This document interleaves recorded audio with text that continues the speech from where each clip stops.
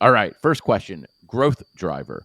What's the single most important driver of growth for SaaS companies? I'm going to give you a broad one. I'm going to say knowing your market, right? So not just from a product market fit standpoint, but making sure messaging resonates with their market, their customer acquisition approach aligns with their market, and how they buy, knowing not just their competitors, but the alternatives to the solutions to the problems that you're trying to solve. That's really critical. If you don't know your market, you're probably screaming into the void. You're probably just building stuff for fun. But companies that truly have mastery of their market are the ones that are going to succeed. That's going to show in their product strategy. It's going to show in their marketing and go-to-market strategy, and that's what's going to drive growth long term. So that sounds like a great answer from all your background experience. You worked at Vista, you've been an M&A guy, you've been investor relations. So this kind of the word of the wise. Do we have any data that would support that from the Institute report? Or is this just kind of, as you've talked to all these people and you've done a bunch of evaluation of companies, it just keeps coming back to understand your category, the problem you're solving, and how big it is, and make sure you have alignment in terms of company strategy, marketing strategy, product strategy. I mean, it's really, I hate to say it, but it is the anecdata, but it is the data of, decades of experience in M&A and SaaS, right?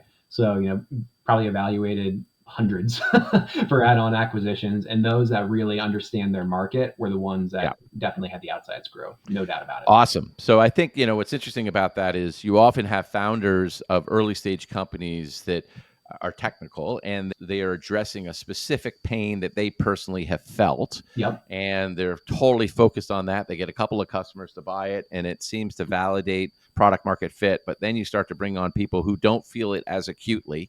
And so, how do you keep that market awareness, that market sensitivity, those listening posts to make sure that what you're building is really addressing both the pain that prospects are feeling and the opportunity that's in the broader market? Yeah, sure. I mean, look, as a COO, I'm going to say process, process, process, right? So, of course, the more you focus in on listening to your customers and having that feedback loop, that doesn't just go back to product and engineering, but to the marketing and sales teams as well. Super critical, right? Pay attention to your customers, pay attention to your happy ones, pay attention to your unhappy ones, the ones that ultimately don't choose to buy from you. And that's how you're really going to, drive that understanding of the market. But the other thing that I see as well is the teams that really succeed in SaaS and understanding their market, they're ones that bring diverse backgrounds together. And what I mean Mm, by that is a combination of people that have that deep industry expertise and ideally those that have sat in the chair of the person you are selling to, but also guys that have seen the movie before, right? People that have, helped scale businesses from, X to Y, people that have, been through so many hype cycles and trend cycles for managing their particular function, right? When you blend that functional expertise with the market expertise, it's really difficult to beat.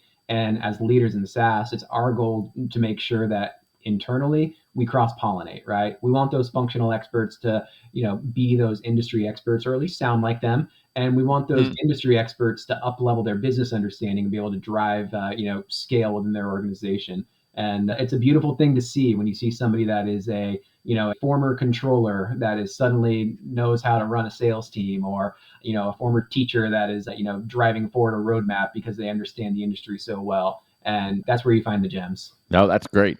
Okay.